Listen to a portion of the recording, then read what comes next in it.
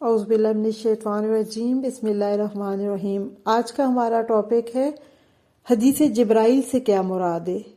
حدیث جبرائیل ایک مشہور حدیث ہے جس کے راویوں میں عمر ابن الخطاب رضی اللہ تعالیٰ عنہ اور ابو ہریرہ جیسے جلیل القدر صحابہ شامل ہیں۔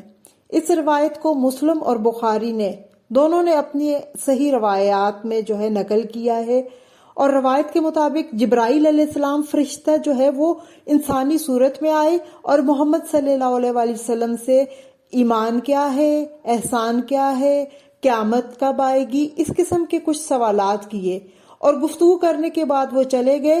تو نبی کریم صلی اللہ علیہ وآلہ وسلم نے اپنے اصحاب کو بتایا کہ یہ فرشتہ جبرائیل تھے جو تمہیں دین کی تعلیم دینے آئے تھے۔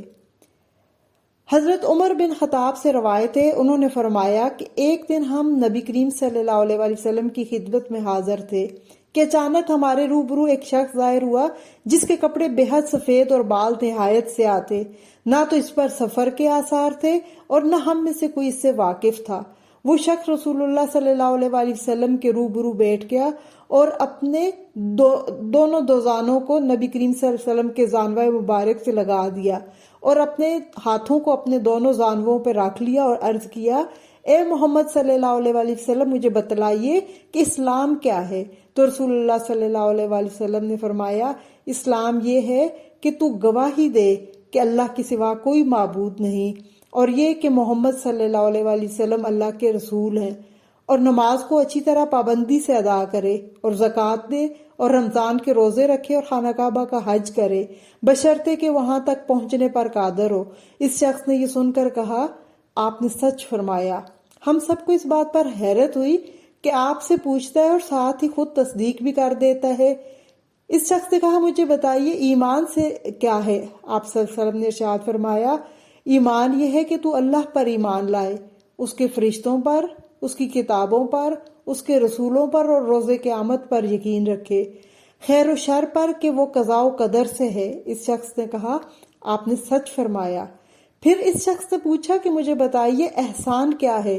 آپ صلی اللہ علیہ وآلہ وسلم نے فرمایا کہ تو اللہ تعالیٰ کی عبادت اس طرح سے کرے کہ گویا تو اس کو دیکھ رہا ہے، اور اگر تو اس کو نہیں بھی دیکھ رہا تو وہ تو تجھے دیکھ رہا ہے۔ پھر اس شخص نے پوچھا، مجھے قیامت کے بارے میں خبر دیجئے۔ آپ صلی اللہ علیہ وآلہ وسلم نے فرمایا، جس سے تم دریافت کر رہے ہو وہ بھی پوچھنے والے سے زیادہ نہیں جانتا۔ پھر اس نے پوچھا کہ قیامت کی نشانیاں کیا ہیں؟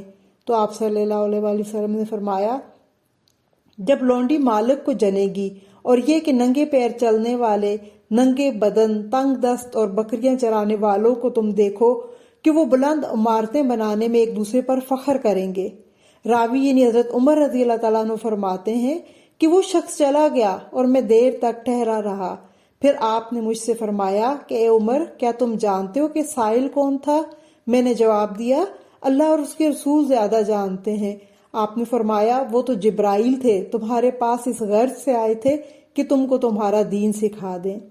اس حدیث مبارک میں نبی کریم صلی اللہ علیہ وآلہ وسلم نے پورے دین کا خلاصہ بیان کر دیا ہے۔ اگر آدمی میں فہم اور بصیرت اور کچھ شعور موجود ہو تو دین کو سمجھنا مشکل نہیں۔